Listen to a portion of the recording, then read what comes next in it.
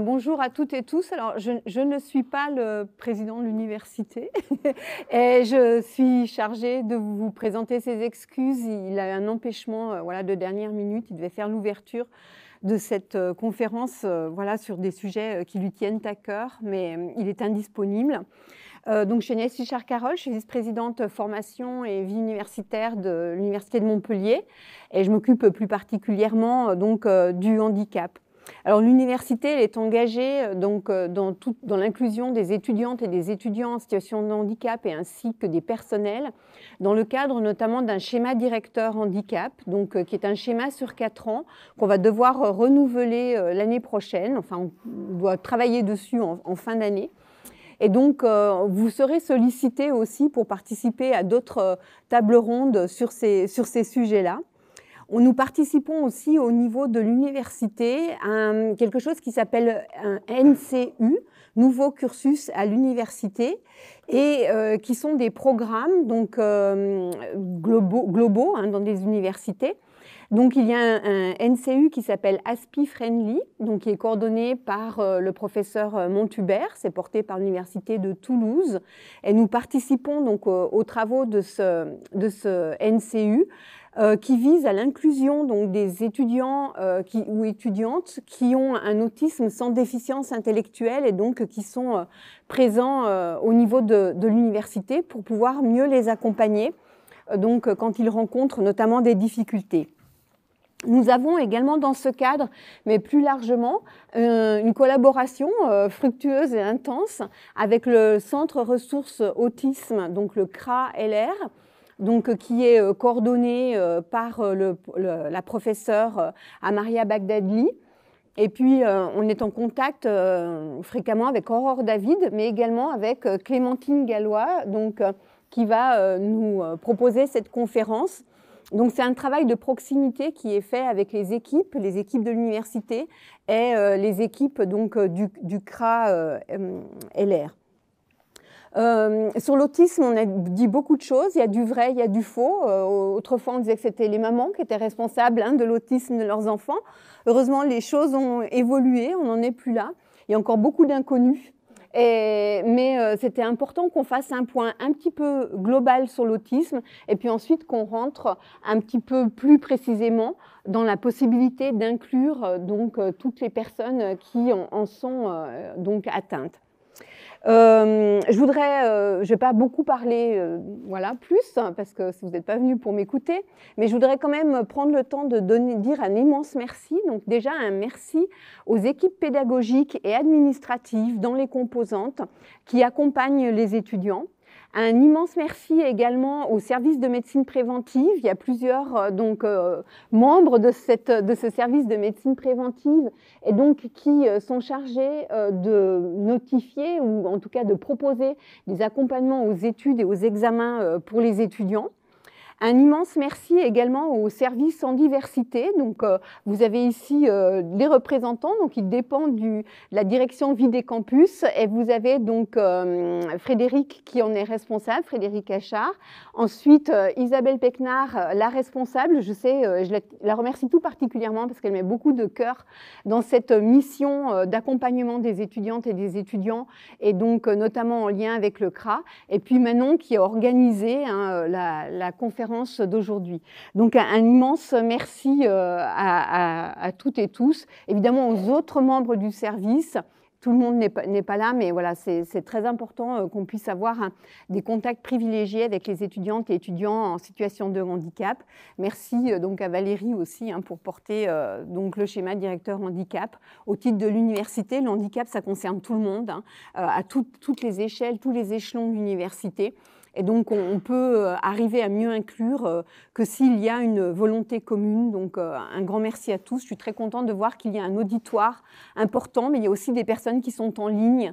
Et c'est pour ça on est filmé et il y a des règles strictes de présentation. Bonne conférence. Merci énormément, Clémentine. Je sais que vous avez aussi beaucoup de travail et de prendre du temps pour nous exposer ça. C'est vraiment très sympathique.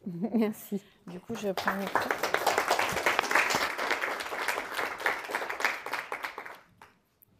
Alors,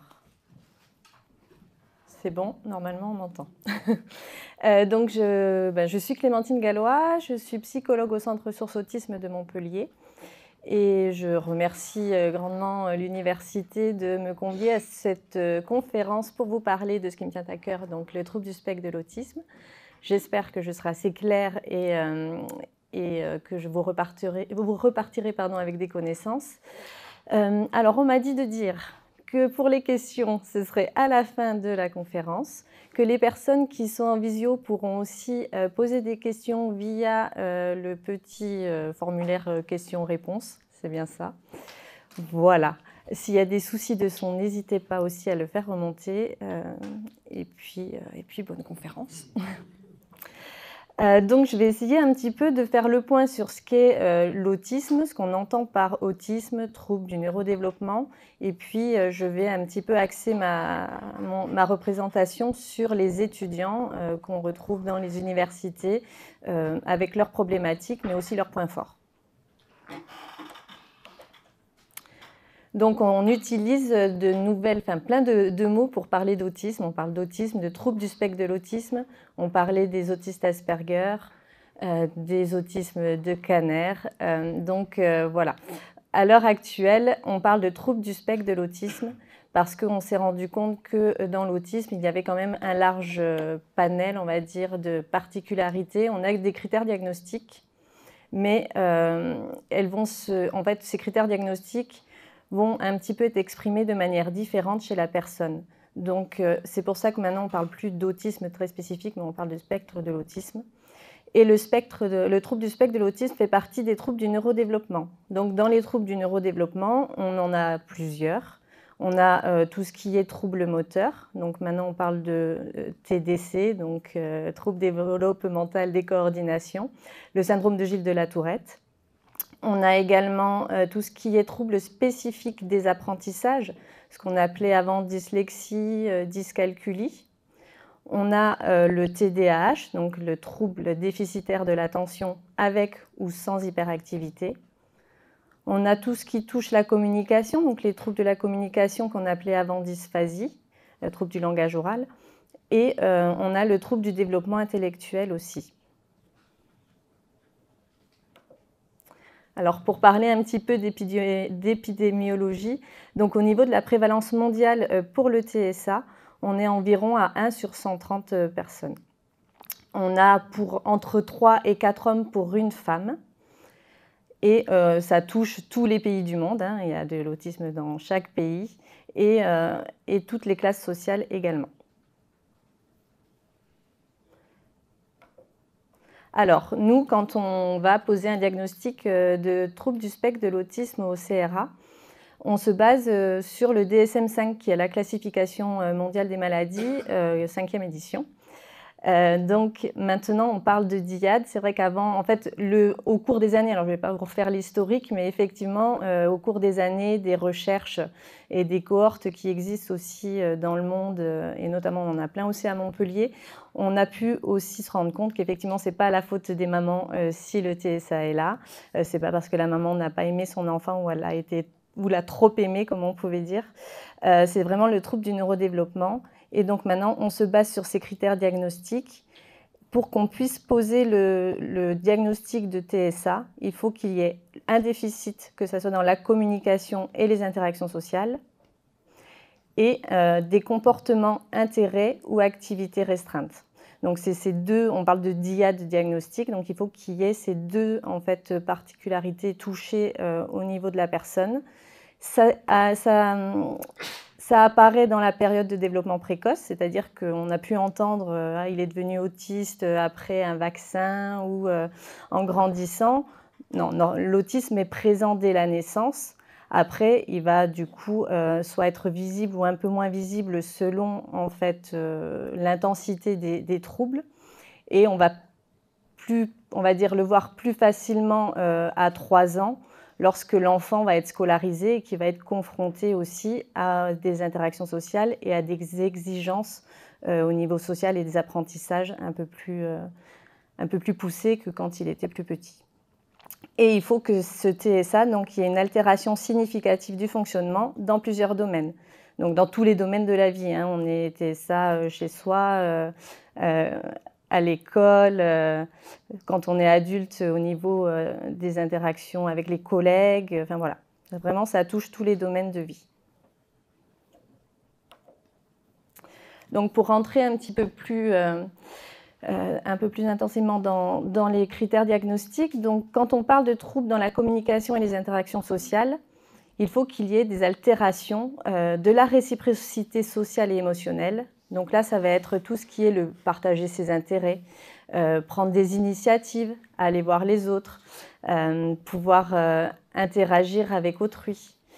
Donc ça, on doit avoir des difficultés à ce niveau-là. On a aussi des altérations de la communication non verbale. Donc là, c'est tout ce qui est coordination du regard. Donc ce sera des enfants ou des personnes adultes qui ne vont pas forcément maintenir le regard, qui vont éviter ou qui vont avoir développé certaines stratégies aussi pour regarder les personnes dans les yeux, mais de manière un petit peu particulière. Donc on va pouvoir dire qu'ils regardent au milieu ou qui vont un petit peu balayer le visage de la personne ou regarder quelque chose qu'il y a derrière nous. Et il y a aussi tout ce qui est gestes. Nous, on emploie des gestes pour appuyer notre discours. C'est des personnes qui ne vont pas forcément avoir de gestes comme ça. Ou des enfants qui ne vont pas avoir tout ce qu'on appelle la gestuelle conventionnelle, c'est-à-dire applaudir, envoyer des bisous, faire coucou.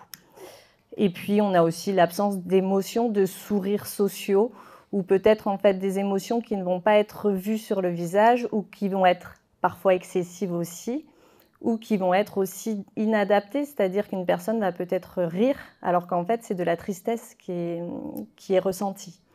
Donc des choses un peu inadaptées. On a aussi tout ce qui est altération donc des relations sociales. Donc comprendre un contexte, on va pouvoir comprendre le contexte, je peux dire ça à quelqu'un, mais ne pas comprendre que cette même chose, on ne va pas pouvoir la dire à son collègue ou à son patron.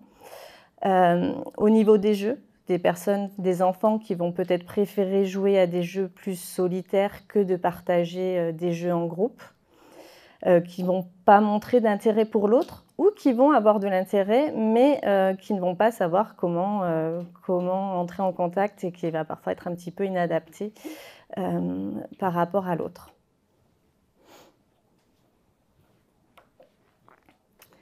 Dans la deuxième ère, du coup, donc on a tout ce qui est comportement stéréotypé et intérêt restreint. Donc là, on va retrouver que ça soit souvent chez les enfants, un peu moins chez l'adulte parce qu'il a appris avec les conventions sociales à ne pas forcément va laisser transparaître ces mouvements qu'on appelle stéréotypés. Alors globalement, les petits, c'est vraiment ce qu'on appelle le flapping, où ils vont agiter leurs mains en fonction d'une émotion ou en tout cas d'une réaction intense. On a l'utilisation des objets ou des discours stéréotypés ou répétitifs. Donc là, ça va être, on va prendre les petites voitures, ça c'est l'exemple typique. Ils vont pouvoir aligner les voitures plutôt que de les faire rouler sur un parcours, ou ouvrir et fermer la portière plutôt que de jouer avec la voiture en elle-même. Et puis tout ce qui est discours stéréotypé ou répétitif, ça sera un petit peu pareil mais au niveau verbal. C'est-à-dire qu'ils vont pouvoir répéter un slogan de pub qu'ils ont entendu. Voilà, en tout cas. Et ça peut se répéter de manière immédiate. Donc, ils entendent la pub, hop, ils répètent. Ou de manière différée, un peu plus tard, du coup, dans la journée ou même dans la semaine. On a un deuxième point qui est la recherche d'immuabilité. Alors, qu'est-ce que c'est ce gros mot ? C'est en fait le besoin que rien ne change, qu'il y ait des petites routines. C'est difficile pour eux de pouvoir faire face à l'imprévu, à un changement, la surprise. C'est pas forcément que c'est trop compliqué pour eux, mais peut-être qu'ils n'ont pas les clés en fait pour pouvoir se dire « Ah ma mince, il y a cet imprévu-là, comment je vais faire ? Comment je vais pouvoir résoudre ce problème ?»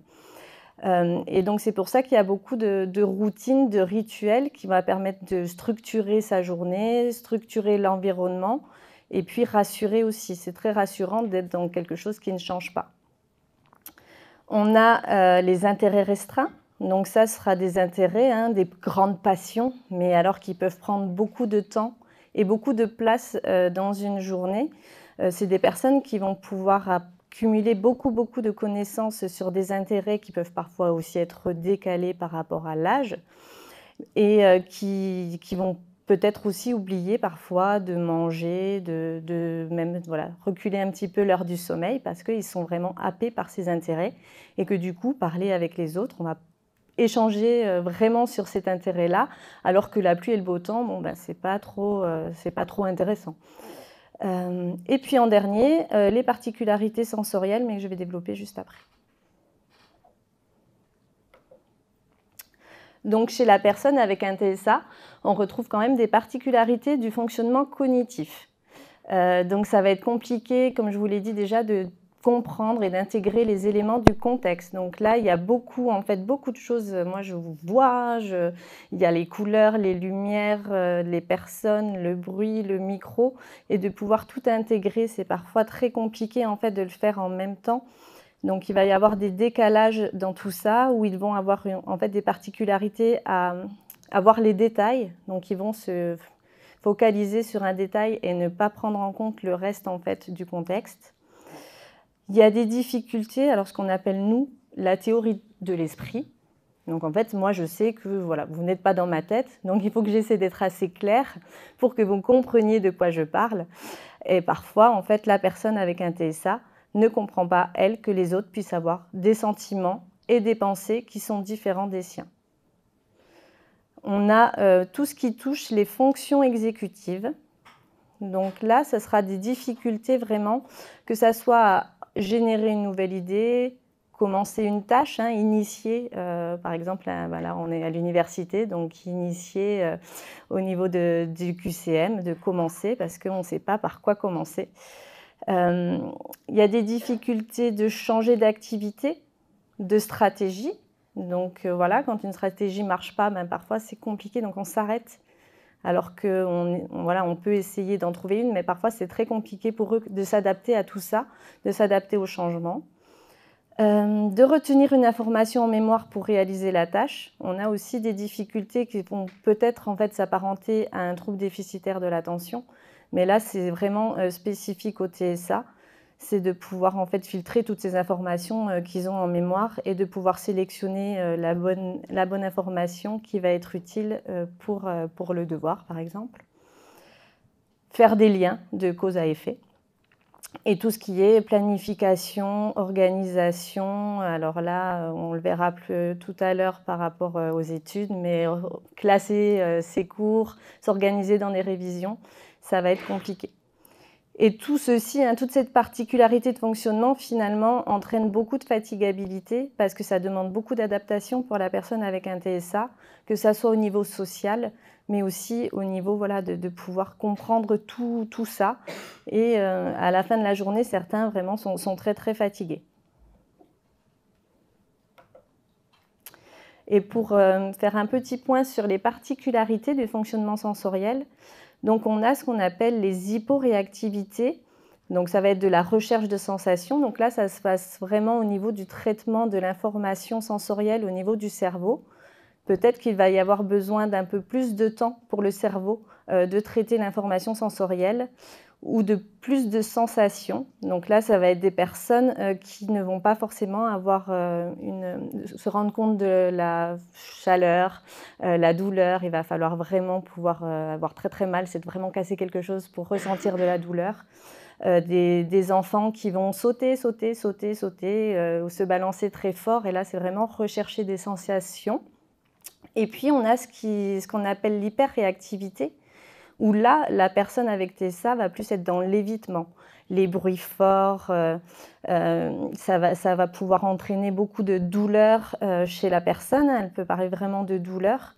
Et donc ça, en fait, ces particularités du fonctionnement sensoriel touchent tous les 5 sens. Et dans ces 5 sens, on peut avoir pour un même... je vais prendre pour Louis, par exemple, on peut être hyporéactif et hyperréactif. C'est-à-dire qu'un bruit du tic-tac de la montre va être horrible à supporter, mais à l'inverse, ils adorent écouter la musique très très forte dans un casque pour pouvoir un petit peu aussi se couper des stimuli sensoriels.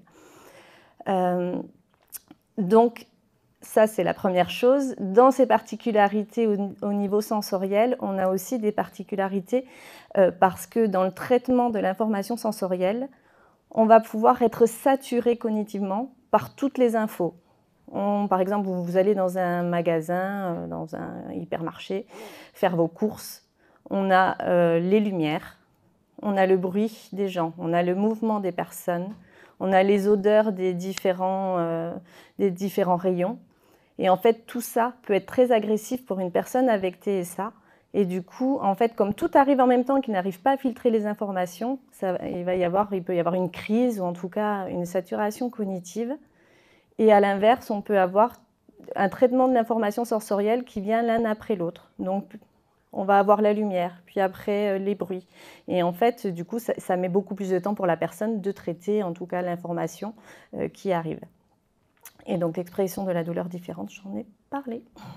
Et tous ces impacts sont, en tout cas au niveau sensoriel, très important aussi de tenir compte de ça, notamment au niveau de l'université et des aménagements, parce que ça a un impact quand même important sur les apprentissages. Moi, j'ai une personne qui a pu me dire j'entends quelqu'un qui mâche un chewing-gum en examen à côté de moi, mais je n'arrive pas à me concentrer sur mon épreuve. Donc, c'est vrai que ça peut être vraiment très gênant pour la personne avec TSA. Donc, ce qu'on a pu constater, nous, par rapport à nos étudiants porteurs de TSA, c'est que quand même, déjà dans un constat au niveau de la population générale, les étudiants sont une population vulnérable, dans le sens où on est quand même dans une période de transition, le passage de l'adolescence à l'âge adulte. On va avoir beaucoup plus de responsabilités, de nombreux changements. C'est quand même une période qui est propice à de nombreuses décompensations au niveau psychiatrique que nous rencontrons au sein du CRA. Quand je parle de décompensation, ça va être beaucoup de dépression, de l'anxiété. Après, on peut avoir des pathologies psychiatriques, schizophrénie, troubles de l'humeur, troubles de la perso, des choses comme ça. Et puis, ces étudiants sont souvent aussi en forte précarité. Donc forcément, nos étudiants avec TSA, ils n'échappent pas à tout ça. Et d'autant plus qu'ils ont plus de difficultés quand même, eux, à déjà comprendre en fait leurs troubles. On a des étudiants, peut-être que voilà, dans la salle ou derrière votre écran, certains n'ont pas de diagnostic et pourtant ont un trouble du spectre de l'autisme. Ils ont des difficultés quand même pour accéder aux soins. On a beaucoup d'étudiants, nous, qui n'ont pas de médecin psychiatre, même pas de médecin généraliste, qui n'ont jamais vu un dentiste, enfin voilà, qui en tout cas ont besoin d'accéder à ces soins, qui n'ont pas de prestations en lien avec des aides au niveau social, en lien avec leurs troubles, et puis qui font face à des personnes qui ne connaissent pas leur fonctionnement, qui ne connaissent pas l'autisme, et donc qui vont répondre parfois de manière inadaptée à leurs difficultés.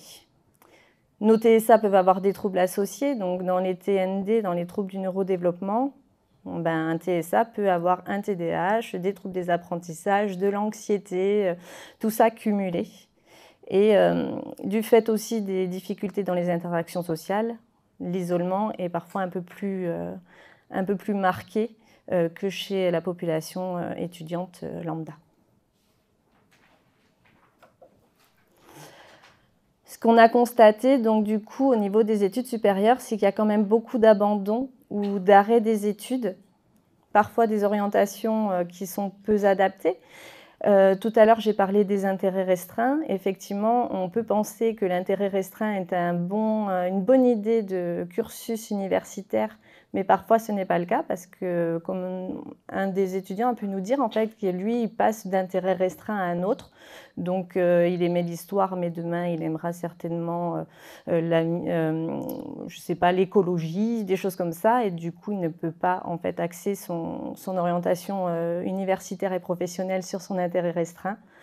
Et donc, c'est très important de faire le lien. Et donc, c'est ce qui est fait au niveau de l'université, un travail qui va être fait en amont avec les lycées pour pouvoir déjà réfléchir aux orientations des étudiants. On retrouve toujours la difficulté de compréhension du fonctionnement et des particularités de l'étudiant au niveau des études supérieures. Nos étudiants ils s'épuisent à essayer de s'adapter sans avoir forcément d'aménagement en lien avec leurs particularités.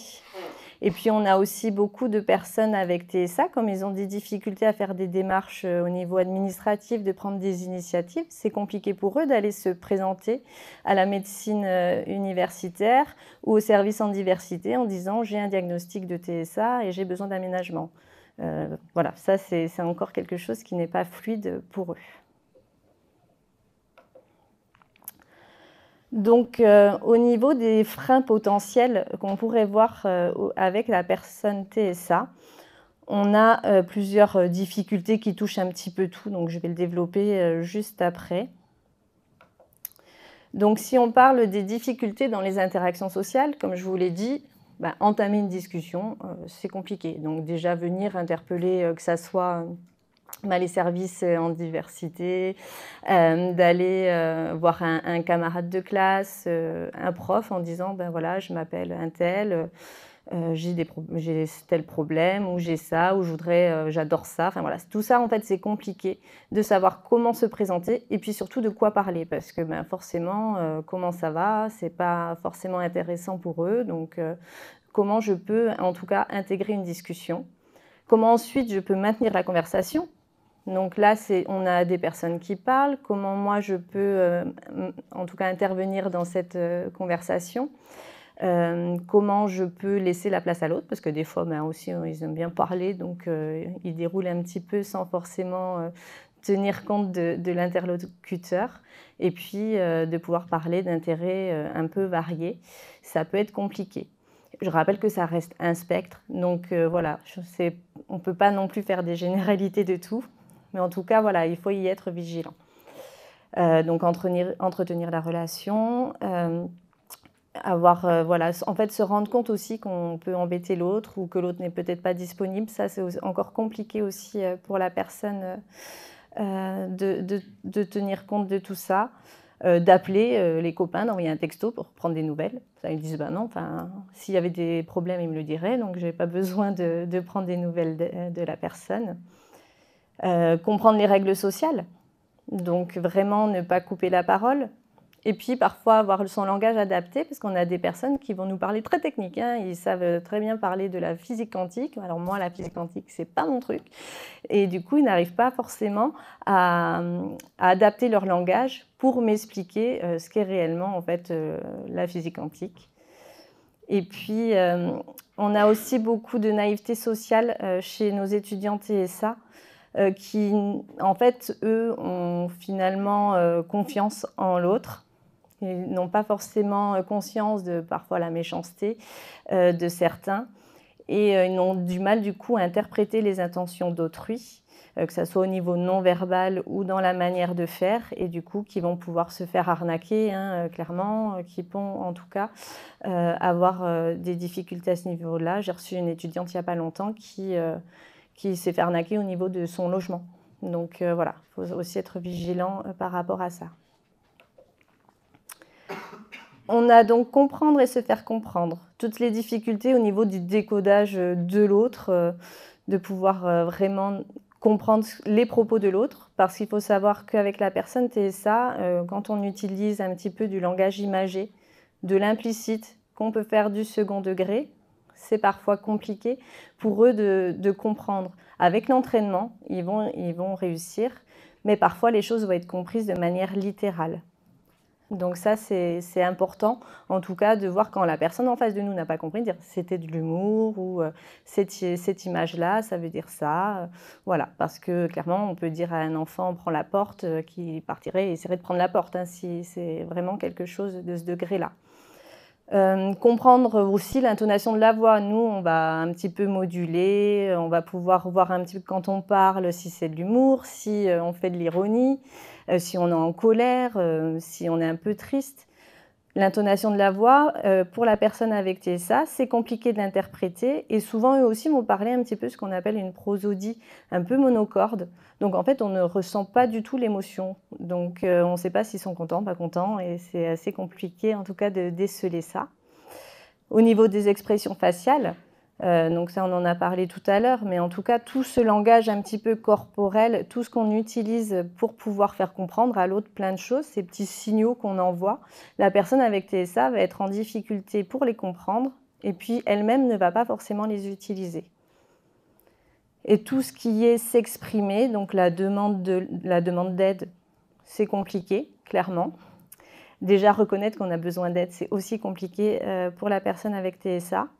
Exprimer ses émotions, ses ressentis, parce que parfois, en fait, ils n'arrivent pas du tout à comprendre quelles émotions ils ont, ou ils font des déductions, il s'est passé ça, ça, ça, donc peut-être que c'est parce que je suis en colère, mais ce sera après coup.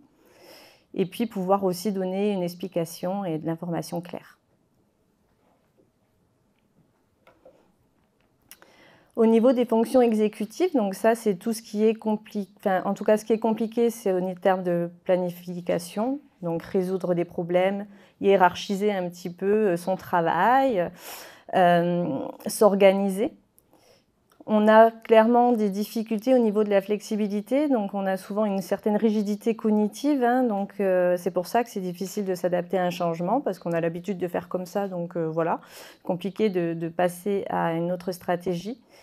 De pouvoir être dans les transitions entre deux cours, ben, qu'est-ce que je vais pouvoir faire où je n'ai pas cours, ben, là, du coup, je ne sais pas du tout où je vais. Mon tram ne passe pas, ben, je vais attendre, alors qu'on peut se dire, ben, je vais essayer de trouver autrement. Mais en tout cas, voilà, tout ce qui est flexibilité est compliqué. On a l'activation, l'inhibition, donc commencer une activité, maintenir l'effort sur du long terme, et parfois ne pas se précipiter aussi, prendre le temps de lire l'énoncé entièrement, ça peut être compliqué. Et puis au niveau de la mémoire de travail, on a quand même des difficultés à sélectionner les informations pertinentes. Quand il y a beaucoup d'informations à mémoriser, un cours à apprendre par cœur, ben, c'est compliqué de se dire mais en fait, quelle est la notion finalement que je dois savoir dans ce cours. Et puis aller trier le jour de l'examen pour savoir voilà, quelle information à ce moment-là il faut que je sorte. Donc souvent, ben, ils vont tout dire de peur d'oublier. Donc le traitement de l'information est aussi particulier au niveau de la pensée qui est en détail. Donc voilà, un mot peut entraîner ce qu'on appelle une pensée en arborescence, ça va nous amener à plusieurs choses. Et parfois, en fait, on est dans un coq à l'âne, c'est-à-dire qu'ils ne vont pas forcément répondre à notre question parce que la pensée est partie tellement loin qu'eux, ils sont arrivés à un autre chemin. On a l'utilisation d'un seul canal à la fois, donc souvent, ce que j'ai mis à la fin, l'information visuelle, elle est primordiale, c'est-à-dire qu'il faut rendre visible l'invisible. La personne avec TSA traite mieux les informations souvent de manière visuelle que de manière auditive. Et puis, ce qui va être appris dans un contexte ne va pas forcément être généralisable pour la personne dans tous les contextes. C'est-à-dire que nous, quand on travaille au CRA sur les interactions sociales, ça marche très bien. Ils font ça super bien en petits groupes, mais une fois qu'ils doivent le faire, en tout cas à l'université, ben, c'est impossible. Donc c'est pour ça qu'on essaie aussi de travailler de manière écologique, de les emmener dans la vraie vie et qu'ils puissent aussi se confronter à l'autre.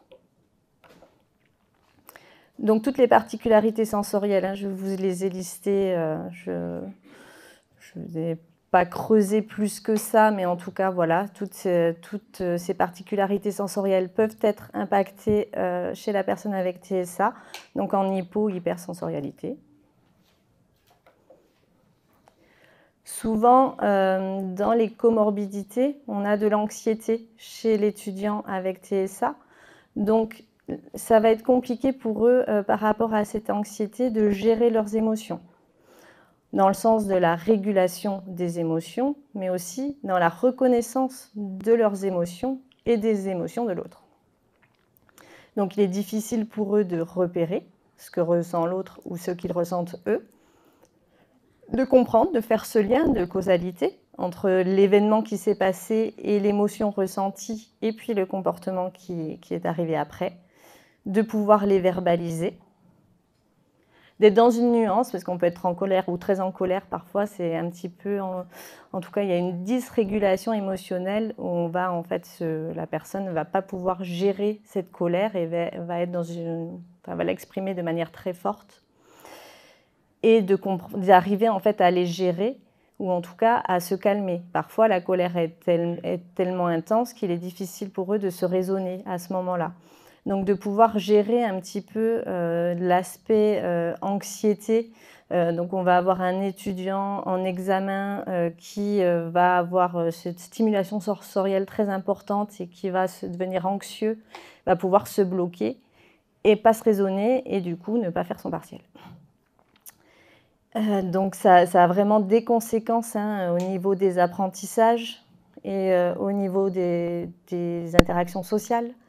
Ces sentiments d'échec, cette anxiété face aux situations nouvelles, aux changements, en tout cas, c'est pas rien non plus. Donc il faut vraiment en tenir compte pour pouvoir en tout cas faire le mieux qu'on peut, mais en tout cas de pouvoir essayer d'anticiper ces imprévus, d'anticiper ces changements et d'entraîner à côté de ça la personne pour que quand il y a grève, qu'est-ce que c'est d'actualité, de savoir comment trouver l'information et comment faire pour pouvoir faire face à l'annulation du bus, du train ou au changement de salle vis-à-vis des blocages, par exemple. Bon, on a parlé des difficultés. La personne avec TSA a aussi beaucoup de qualités, dans le sens où ce sont des personnes qui sont sérieuses, qui justement, du fait aussi parfois de leur rigidité, puis sont là à l'heure, elles sont ponctuelles, elles respectent les règles. Elles ont une grande mémoire, ça c'est important, cette mémoire visuelle, elle est très présente, cette mémoire du détail. C'est des gens honnêtes parce que voilà, l'injustice, c'est compliqué pour eux. Pourquoi mentir? Enfin, quel est le but? Donc, on ne ment pas. Parfois, du coup, ils sont très honnêtes. Ils sont persévérants parce que c'est vrai qu'avec toutes ces difficultés, en fait, au niveau universitaire, par exemple, ils sont quand même là. On en a en Master 2. Enfin, voilà, ça marche bien. Donc avec de la persévérance, on voit qu'ils ont beaucoup de compétences, de potentiel. Ils ont leur souci d'achever leur travail, de travailler bien faire, ils sont précis, perfectionnistes. Enfin, voilà, il y en a tellement qu'on ne pourrait pas les lister.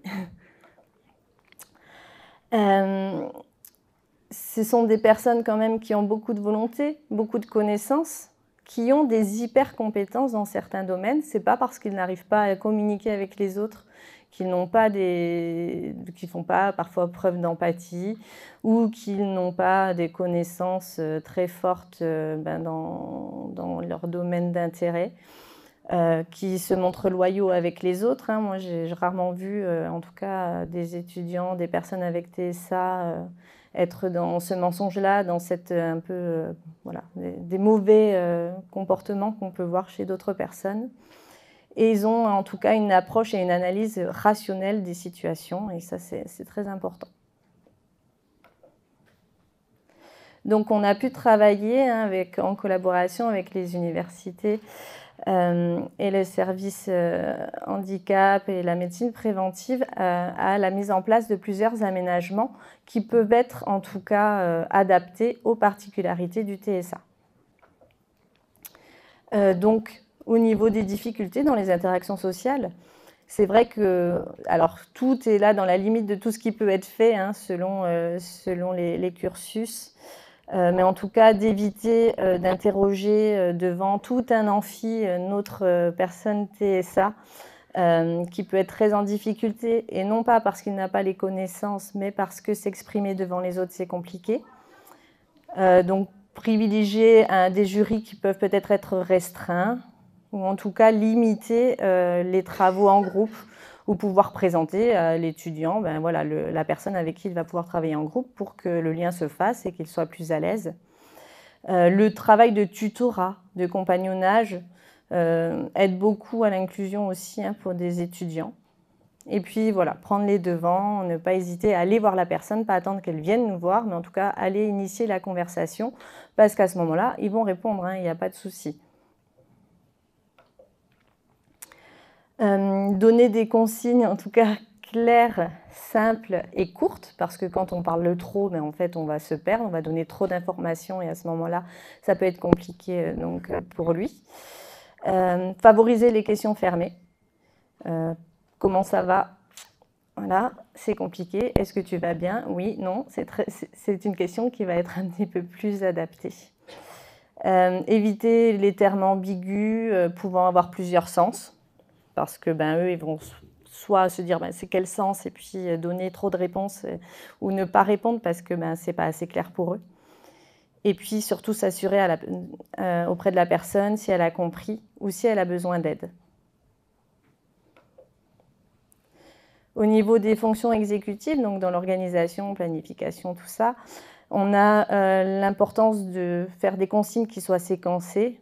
Alors, je vais prendre un exemple un peu du quotidien. Quand on dit aux enfants, allez, monte, va te brosser les dents et tu fais pipi, tu vas au lit. Bon, soit la personne avec TSA va prendre la première consigne, soit la dernière, puis le reste ne va pas forcément la comprendre. Donc, une consigne, une phrase, c'est important. Les QCM, c'est pas mal pour la personne avec TSA, ou les questionnaires avec réponses ouvertes mais courtes, parce que sinon, comme je vous ai dit, ils peuvent tout mettre aussi. Structurer l'emploi du temps, leur donner en fait des choses très visuelles pour qu'ils respectent les échéances pour rendre des travaux, par exemple. Aider à la méthodologie, au tri des cours. Hiérarchiser les priorités, parce que moi j'ai quand même un étudiant qui est en M1 et qui est déjà en train de rédiger son mémoire de M2, alors qu'il n'a pas rédigé le mémoire de M1. Donc voilà, donc de pouvoir hiérarchiser les priorités. Et puis voilà, numéroter les pages, des choses très, très bateau en tout cas. Anticiper et prévenir des changements d'emploi du temps, de salle. Donc là maintenant, il y a plein de choses, plein de plateformes qui sont faites, donc qu'ils puissent savoir que sur le NT ou voilà, sur, je ne sais pas ce que vous utilisez, mais en tout cas qu'ils sachent où aller chercher l'info. Et puis tout ce qui est timer, alarme, en tout cas que la gestion du temps soit visuelle, ça va permettre aussi à la personne de s'organiser, de se dire j'ai tant de temps, donc je vais pouvoir travailler, rédiger pendant 30 minutes et puis relire pendant 15 minutes. Mais rendre toujours les choses très visuelles. Au niveau du traitement de l'information, donc les supports aérés, pas trop de surcharge, pas des grosses polycopies avec plein d'écrits parce que ça va être compliqué pour eux, ou alors que les choses soient très visuelles, donc très en couleur, les choses à retenir, des petites bulles, enfin voilà, des choses comme ça. La possibilité d'avoir à l'avance les supports de cours, parce que c'est compliqué pour eux de suivre un cours, de prendre des notes, d'écouter, de comprendre, puisque le traitement de l'information se fait parfois de manière différée. Donc s'ils ont les cours en avance, du coup ça permet à la personne d'écouter et d'écrire peut-être les seules choses qui vont leur sembler pertinentes ou qu'ils n'avaient pas compris. Les schémas, c'est top. Les schémas explicatifs, ça va permettre en tout cas tout ce qui est carte mentale, ça marche très bien dans les apprentissages. Et puis, alors là, c'est compliqué quand on est à l'université parce qu'il y a beaucoup d'intervenants, mais en tout cas, d'utiliser parfois le même type d'outils, les locaux, le matériel, voilà. En tout cas, je sais que c'est compliqué, mais en tout cas, d'essayer d'homogénéiser un petit peu les pratiques. Et au niveau des particularités sensorielles, alors c'est parfois placer l'étudiant devant, dans une zone un peu plus calme de la salle de cours, ou leur permettre de pouvoir porter un casque, un casque anti-bruit ou des bouchons d'oreille, en s'assurant bien évidemment que le casque, il n'y a pas le cours qui est diffusé, mais vraiment des casques qui existent anti-bruit ou qui vont les couper des stimuli, qui puissent porter des lunettes de soleil, en tout cas tout ce qui peut permettre de limiter les distracteurs et stimuli. Et puis parfois aussi la possibilité d'avoir une salle, un endroit où ils peuvent se décharger au niveau sensoriel, donc une salle propre à eux qui puisse aller entre deux cours pour un petit peu se reposer. Donc au niveau, là je ne sais pas combien de temps j'ai encore, mais du coup au niveau du dispositif, ok, ça va. Du dispositif ASPI Friendly. Le dispositif donc, porté au niveau national, on s'est dit quand même, nous en tant que CRA, on a envie aussi de collaborer avec ce dispositif. Et quand on a su que les universités, en tout cas que l'UM, avait signé cette charte, on s'est dit ouais, chouette, on va pouvoir collaborer avec l'université. Et on a quand même en tout cas nous, notre expertise entre guillemets, parce qu'on n'aime pas se positionner en tant qu'expert, mais en tout cas de pouvoir apporter les connaissances au niveau diagnostic, prise en charge de ces personnes, et que à l'inverse, l'université, elle nous amène les connaissances au niveau de la prise en charge pédagogique. Voilà. Et du coup, je trouve que ça marche plutôt bien. Donc, on est très content de ce projet. Donc là, c'est une partie de notre plaquette. Hein. Je vous aurai ensuite comment nous contacter. On a développé, du coup, avec les universités, plusieurs axes. Donc, on a le repérage et notamment faciliter l'accès au diagnostic. Donc ça, c'est pour les étudiants qui n'auraient pas encore de diagnostic de TSA, parce qu'on peut se faire diagnostiquer à l'âge adulte. Hein. Le plus âgé qu'on ait diagnostiqué, nous, il avait plus de 60 ans. Donc voilà, on peut en tout cas avoir un diagnostic tardif. Et du coup, ce travail avec l'université, avec les services de médecine préventive, ça nous permet en tout cas de repérer ces étudiants qui sont en difficulté et de pouvoir en tout cas leur donner accès à ce diagnostic. De toute façon, je développe après. On a un aide au repérage aussi des besoins spécifiques. Et ensuite, on a l'information et la sensibilisation, qui est une mission des CRA dans tous les cas. Donc, cette création d'une filière spécifique étudiante. Alors, je vous ai mis un petit cas clinique, donc Enzo, qui est étudiant en histoire de l'art, qui va se présenter à la médecine préventive. Il n'a pas de diagnostic avec un TSA et il dit qu'il a besoin d'aménagement parce que, en fait, il a beaucoup de particularités sensorielles. Il a des difficultés dans les interactions avec les autres. Il a des difficultés au niveau de l'autonomie. Donc, plein de choses. Et du coup, la médecine préventive se questionne et se dit, mais quand même, ça me fait penser à du TSA. Donc, comment on fait? Donc, l'université peut nous adresser des étudiants, soit parce qu'ils ont déjà un diagnostic. Parfois, le diagnostic n'est pas forcément avéré par de vrais bilans formalisés.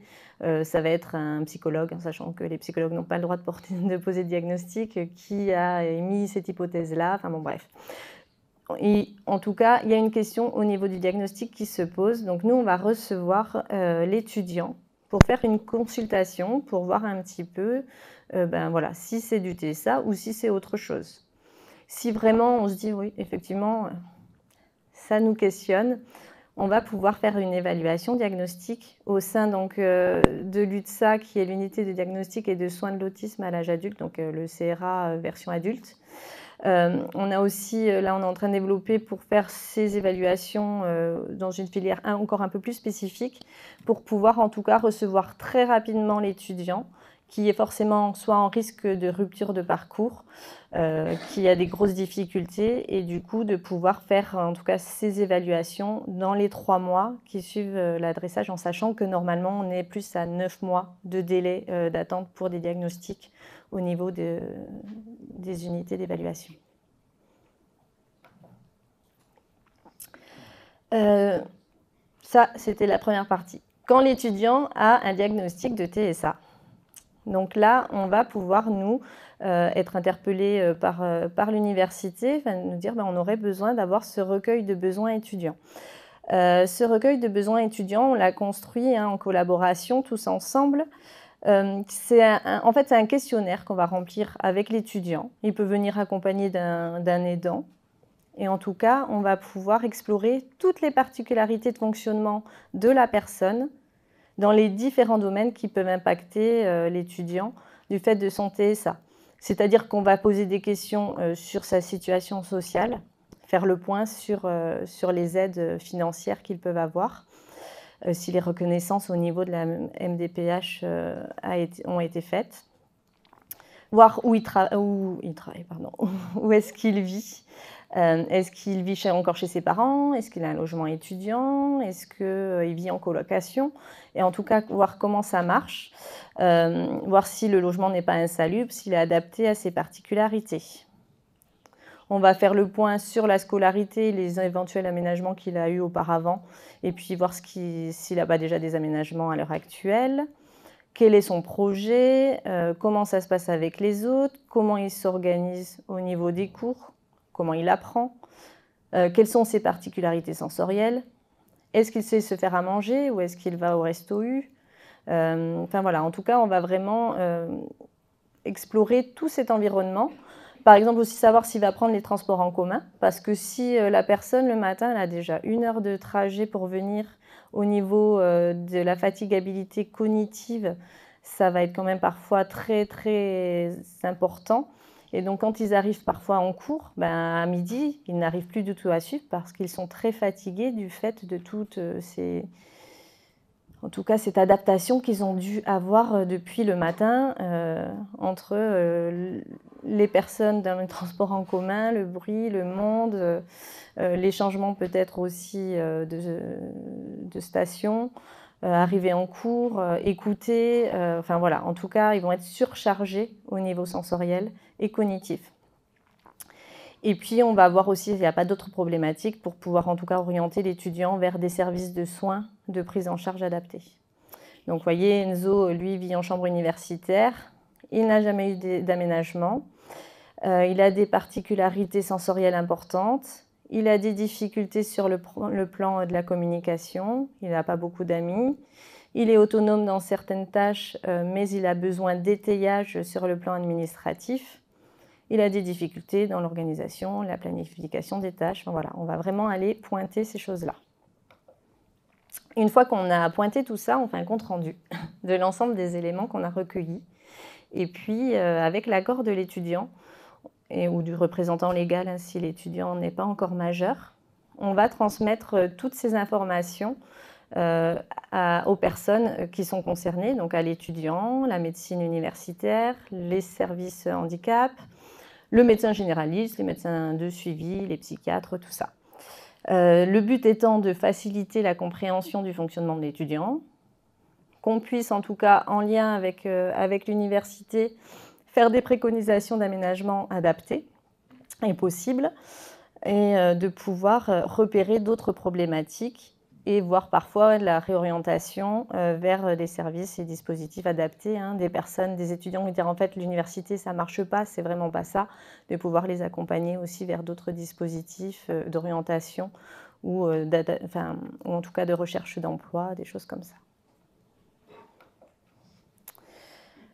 On a aussi mis en place avec les universités des accompagnements pluridisciplinaires. Donc on fait alors ce qu'on appelle, ce qu'on a mis équipe éducative, mais en tout cas on se réunit tous pour pouvoir parler de manière trimestrielle des étudiants et de notre collaboration pour pouvoir améliorer en tout cas cette fluidité entre université, CRA et ASPI Friendly national, parce qu'on a aussi des points avec les personnes qui référentent au niveau national d'ASPI Friendly. Si forcément il y a des besoins, des points d'étape à faire, de toute façon on sait très bien se solliciter par mail, par téléphone dès qu'il y a des difficultés avec l'étudiant pour ne pas laisser la situation s'enquister et qu'on arrive vraiment dans des ruptures de parcours. Donc les réunions de projet au niveau local et puis vraiment le but c'est qu'on puisse faire un partage de compétences, c'est-à-dire que moi en tant que psychologue au CRA je n'ai pas la même compétence que le service en diversité, que la médecine préventive, que l'assistant pédagogique, que les profs, voilà, en tout cas, qu'on puisse vraiment apporter chacun nos compétences et qu'on de toute façon ne se substitue pas les uns aux autres. Et on a cette mission d'information et de sensibilisation. Donc l'information et la sensibilisation, elle peut toucher tous les professionnels de l'université. Souvent, dans ces sensibilisations, on va partir de ce que j'ai fait un peu aujourd'hui, le TSA de manière générale, et puis on va après s'axer plus sur les particularités de l'étudiant qui a demandé cette sensibilisation, pour que les personnes puissent comprendre en fait quelles sont ces particularités dans ce TSA qui est quand même un spectre assez large maintenant. Ces sensibilisations, elles peuvent se faire au groupe classe, si l'étudiant nous a donné son accord, sur le lieu de stage. Ça nous est arrivé d'aller aussi faire une sensibilisation pour un étudiant en alternance. Donc en tout cas, voilà, d'aller pouvoir informer les professionnels sur ce qu'est le TSA.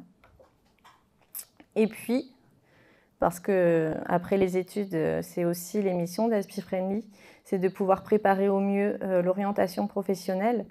Donc il y a les liens qui sont faits avec les SQIOIP, les entreprises aussi, qui seraient susceptibles d'employer des personnes avec TSA.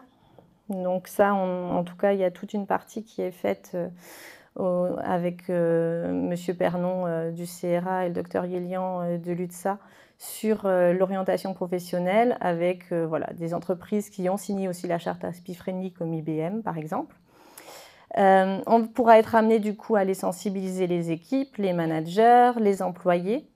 Et on a essayé en collaboration avec quelques entreprises de faire une cartographie des besoins concernant nous les terrains de stage pour nos étudiants avec TSA, puisqu'il y a les stages de Master 2, il y a les stages de découverte, il y a différents types de stages. Et ensuite, on a essayé de répertorier aussi dans quel cursus nos étudiants sont pour aller cibler les entreprises qui seraient le plus à même d'avoir nos étudiants en stage.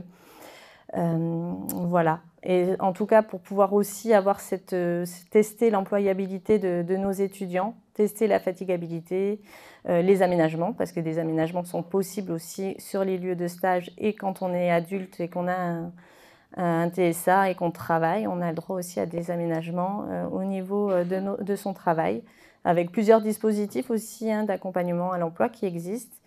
Donc voilà, de pouvoir faire le lien avant l'université au niveau de la terminale Parcoursup et de pouvoir faire le lien après l'université pour qu'ils soient toujours dans cette fluidité de parcours.